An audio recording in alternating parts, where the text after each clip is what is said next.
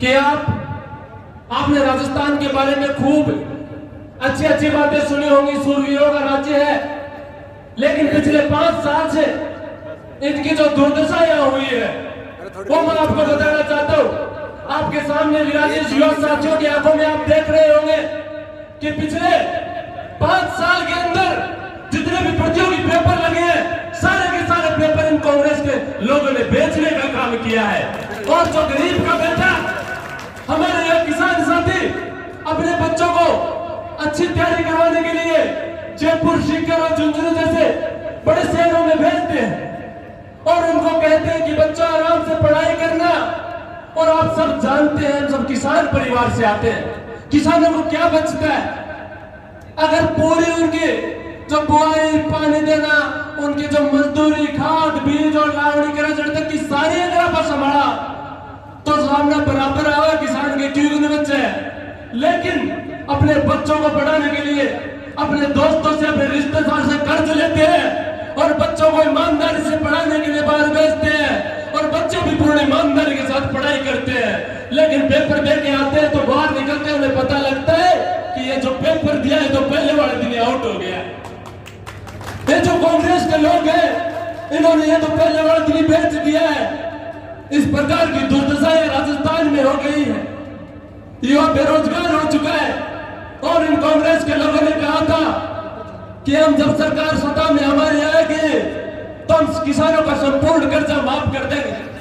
लेकिन आज पूरे 5 साल बीत गए, किसानों का कर्जा माफ करने की तो दूर की बात, ऊपर से किसानों के ऊपर लगातार बिजली के सरचार्ज बढ़ा करके 11 बार बिजली के सरचार्ज बढ़ा के और किसानों की कमर तोड़ने का काम इस कांग्रेस की सरकार ने किया है। आप सब जानते हैं आज महिला दुष्कर्म में राजस्थान पहले स्थान पर आ गया है। यह बातें आपसे छुपी हुई नहीं है। कई सारे किसानों ने आत्महत्याएं कर ली और मैं तो आत्महत्या नहीं, उनको हत्या कहूंगा, क्योंकि वो क्या कांग्रेस के बहकाव में आ गए थे कि हम वोट कांग्रेस को हमने दे दिया है, अब सरकार कांग्रेस की आई गई है और हमारा संपूर्ण कर्जा माफ कर देगी। लेकिन ऐसा हुआ नहीं और उन्होंने उस वहम में कर्जा जमा करवाया नहीं और उनकी आज जमीन नीलाम हो चुकी है। इनके चलते उन्होंने आत्महत्याएं कर ली। मैं क्या क्या बताऊं, मैं तो इतने निवेदन आपसे कर सकता हूं। आप अपने आज जो युवा साथियों का ये सैलाब आप देख रहे हैं, निश्चित तौर पर नवागढ़ में पहली बार नवागढ़ में कमल खेलने वाला है। मैंने युवा सम्मेलन के चलते प्रत्येक मंडल में मैं गया हूं, युवाओं के आंखों में मैंने जोश और जुनून देखा है। सिर्फ एक ही बात कह रहे हैं कि अब हमें अगर कोई बचाएगा तो भारतीय जनता पार्टी की सरकार हमें बचाएगी। नवलगढ़ की आन बान शान को अगर कोई बचाएगा तो भारतीय जनता पार्टी का प्रत्याशी बचाएगा। हमें हम सबको पूरी मजबूती के साथ में भारतीय जनता पार्टी के लिए पूरे कमर कस करके, अब जो समय बचा है 40 दिन का, इनके लिए कमर कस करके अपने को तैयार रहना है।